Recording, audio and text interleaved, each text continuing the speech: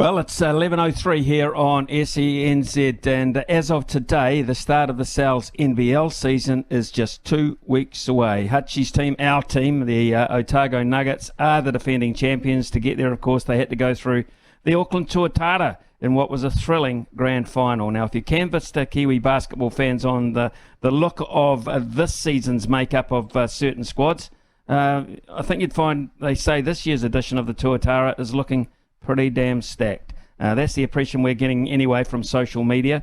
Joining us now on SENZ in the mornings is the head coach Aaron Young. And Aaron, there'll be two of us having a crack at you, so we're going to attack from the start. Myself and Logan Swinkels, our producer. I'm going to start by saying the Tuatara look to be going into the season as the favourites. How do you feel about that tag? Hey, morning guys, and I appreciate you guys having me on. It's something that I don't really get caught up in. I think for us, we've done a really good job in the off-season of putting together a roster that we've got a lot of confidence in, and I have really good relationships with these players. So, with that experience comes, I think, a chemistry that we can really hang our hats on. But the work obviously starts as soon as everyone comes in, and nothing's guaranteed. So we've got to obviously do things the right way, and I think with the group that we have, we've got potential to do that. Aaron, last year, as Smithy mentioned, the Tuatara came so close to winning it all. What's the mantra for you this time around? Yeah, it's one of those things that we'll probably talk about. My first year head coaching, we lost in the semi-final. Last year we lost in the final, and our big focus for us is to go one better. We understand that the journey to get there is a long journey. It's always, when you lose in the championship final, there's a bit of a hangover that, you come so close and you don't get it done. There's a lot of work that needs to be done to get back to that point. Our road to the final last year was about as crazy as it gets. So we just have to be prepared for that challenge. And I think with the group that we have, players coming off, some seasons, Cam and Rob, I know they're going to be pretty motivated, losing in the final with the Breakers. So it's really just kind of grappling all that energy and that motivation and putting it in the right direction. You yourself, you work pretty closely there in Auckland basketball with high school as well. In the Tuatara, who do you have alongside you in the coaching group? Yeah, so Sonny and Josiah have been involved with me since I first started. Great coaches, great community coaches. Sonny's with Rosmini. He's been there with Matt Lacey for, I think, probably 8 or 9 years at least. And Josiah's at Dilworth College, and he's done a great job with that program over the last 3 years. So it's really important for us to have people that are connected in the high school space so that we can, provide that platform and that pathway for these talented kids in Auckland to feel like they can have that next step after they finish, or even in some certain cases while they're still at school. And we want to provide that opportunity for some guys. We've got a couple of guys that are in high school this year that are going to be in our group, and if they can play, they're going to play. I'm not a big believer in because if you're not old enough, you can't play. I showed that last couple of years with Dante. I want to give those opportunities to those people that are ready to go. So do you get out there and, run clinics, amongst the high schools? Because, you're all there based in the North Shore, which is, quite a hub for basketball. Are you out there trying to develop that young talent with the guys of getting them through into the NBL? Yeah, I think a lot of it is about just having a good scope of, the talent at each year level, starting from probably year 11 right up to year 13, and even the ones that are younger, just getting eyes on them.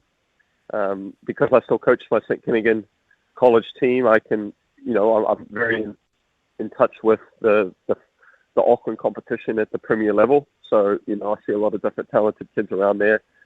So we feel like between Sonny, Josiah, and myself, we just know who's out there and who's willing, who's prepared to come in. The preseason is a great time for us to include some of those younger guys. And that's what we've done in the last 3 years, is really set up a good foundation of young players. So when they do come in and they're involved early, we can kind of see, who's ready, who maybe needs another year, or, maybe even more than that. So it's a good position to be in. With you being based in Auckland for as long as you have now, and you kind of have your finger on the pulse there, working with St. Kennigan, how have you seen the development of the basketball IQ from our young Kiwi ballers from then when you came here to now? Yeah, I mean, it's something that I think if you compare, to even like over in the States and some other places in the world, and I think we do a good job of facilitating a competition that's very similar to FIBA competition or international competition. We play 4 quarters, 10-minute games. Everything is FIBA rules. And I think that really helps with the IQ side of things. I know players that have gone over to the States and struggled at the high school level, even the college level, because it's such a different game. And you're playing with players that don't have that same IQ, but maybe more talented and more skilled, more athletic, but not necessarily as sharp mentally in terms of how the game should be played at different scenarios throughout the course of, 4 quarters. So it's something that we have to take advantage of as a nation, as a program, as a high school. And I think, we've got the coaches that can really teach the importance of that kind of stuff across the whole country and even more specifically in Auckland. Nice. Look into your season now with the Tuatara. You travelled to Nelson first to take on those Giants. From the outside looking in, we just see the teams kind of drip feed player announcements. You had another one this morning there with Will Ledger. We'll get to that a little bit later. But are you able to get together regularly and train and sort of get that chemistry going? Yeah, I think, with the rosters that we've had in the past and even this year, especially at this time of the year, we're dealing with a semi-professional team. Everyone that's involved has other commitments. There's no one within our roster at this current stage that are full-time basketball players. I mean, there's a couple of it that aren't doing university and are preparing to go to the States, which is Charlie and Tom Beatty. Those boys have a very sharp focus on what their basketball journey looks like right now. But outside of those two, everyone else has some kind of uni commitment, school commitment, work commitment.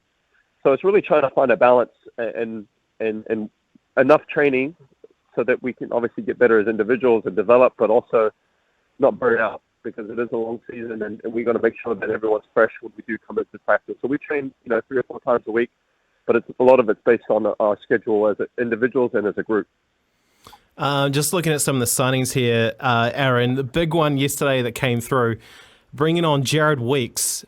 He brings a lot of experience there to your backcourt. He last played in the SENZ back in 2019 for Southland. What attracted you to get Agent 97 and his signature on board? He's always been someone that I've wanted to somehow bring into the group that I'm coaching. I was involved with him. I think it was 2019 when he was with the Breakers, and I was in 2018 when I was involved as a video analysis with the Breakers. We had a good relationship back then. I've always followed his career closely. He's just someone that he's a real student of the game, and I love coaching players like that. And I think we have multiple people like that in our group this year. I'm sure I know I can provide a learning aspect to his development, but I know that he can do the same for me. And I know I'm going to learn a lot off these guys, and Weeksy just falls within that obviously that pool of experienced and talented players that just know the game at a high level and think the game at a high level. So I'm excited to see what that looks like and how everyone can kind of learn and grow as a group. But Weeksy does that at a very high level. We're speaking with Aaron Young, the head coach of the Auckland Tuatara, ahead of the SENZ season, just 2 weeks away. What does that recruitment process look like for you when you're seeking imports? It's a grind. It's something that you really got to try and get right. It's something that I've put a lot of energy into as soon as the season finishes, and when that obviously that opportunity presents itself to communicate to people and make contract offers. There's a lot of work that goes into that because you're trying to piece everything together. You have a certain amount of money. It's a huge focus for us as a group, and I think if we can get that part right, then everything else kind of falls into place, and I feel like we've done a good job of that this offseason. You've got Weeksy, you've got Cam Gliddon, two great Aussie players there to come in as imports for you. Were you looking for that third? Yeah, I mean, at this stage, we're probably not looking for a third. I think we've got enough experience and talent. We've got Reuben Te Rangi coming in. We've got Rob. We feel like we've got a good core enough group. I know we don't necessarily have an American import, but that's not really a huge focus for us. We want guys that, can play well together and that have that experience. So, I mean, this is pretty much our roster that we've got. I'm very confident with the roster that we have. And I know that we're going to be able to, form a team that obviously hopefully outsmart some teams and play, a good style of basketball that's pretty simple but also very complex in certain ways. You mentioned Reuben Te Rangi there. I spoke with him recently, not long after you announced his signing. He mentioned that you guys go way back. Do you see him taking on a leadership role here with the team? Absolutely. That was a huge focus even before we signed him. And when we talked about the potential of him coming in, I want him to come home and really take on that, that captaincy role, if that's what it looks like. But more so just in terms of helping some of the younger guys. He's one of those people that is willing to take on that role, and he's excited about it. I've spoken to him multiple times. He obviously mentioned things, how can I already before he gets in, how can I help the group that we have, because they've been putting in a lot of work. So he's already invested in that side of things, which is pretty cool from one of your top guys. Aaron, there's a really cool signing. Looking at Kiwi rookie Connor Flanagan, who's just finished his time with the University of West Florida in the NCAA. This is the beginning of his pro career, and I just think it demonstrates a wonderful pathway you bringing him in for our young basketball players, and there are many of them over there at the moment trying to break through. Yeah, no, and Connor's a great example of that. He's someone that, we try and do a great job of just, keeping our finger on the pulse with a lot of these players that have gone over, and it's not necessarily all the players at the top high Division I programs. And Connor's an example of that. He wasn't at a powerhouse NCAA program. He was at a Division II, and he had a good career over there. And he's someone that's hungry to come back and like you said, start his professional career. So I think we do a good job of that, of making sure that we, especially the Auckland players that have gone over to the States, we want to facilitate the opportunity for them when they come home, where they can continue to develop, and obviously just help contribute to a really cool group. Another name there that has just gone on and done that, and you've brought them back after their time in NCAA, is Thomas White. What can you tell us about him? Thomas is just a very solid, good decision maker, a very experienced guard for someone that's so young. He understands the game. He reads the game at a very high level. He's dealt with some injuries over the last 3 or 4 years, but he's healthy now, and we're just looking for him to have a good, I think he's, kind of lost the spark and the love for the game, considering how much adversity he's been through. But like I said, he's healthy now, and he's ready for that opportunity to take a next step in his playing career. And he's been really good for us in terms of just what he can contribute on and off the court, and we're excited to give him that opportunity as well. I mentioned it earlier that today it was announced that you've signed 19-year-old Will Ledger. Have you unearthed yet another incredible talent here under that Ledger Walker legacy? Yeah, not sure if the Ledger Walker has any connection, but obviously younger brother to Josh Ledger, who's signed with the Jets this year. And we're just really excited about Will's potential. He's someone that I competed against last year when he was at Mags. He's got a really good foundation and really good skill set for his size. And the development that he's shown in the preseason for us has been nothing short of amazing. I'm really excited. We've got a couple of preseason games coming up against the Bulls this weekend and next week, and he's going to be a big role within that group. And I'm just excited to see him just continue to improve. And when the rest of the group comes in, and we got guys like Rob that can help him out, I'm just really excited to see. He's someone that we see long-term being with us until he goes on and does bigger and better things. Speaking of the Bulls, are you sad to see Dan Fotu leave and go down the road to Franklin? Yeah, no, it was a tough one, but I've got a great relationship with Dan, and I'm excited to see his success this year. I know he's going to have a breakout year, coming off a season with the Breakers, coming off an injury with us. I just want to see him have good success and take a step forward in his journey as well. And last one from me, Aaron. The other teams, when they look at you, they might consider you the Tuatara the biggest threat, given the depth in your squad. But when you look at the rest of the league, what are you seeing?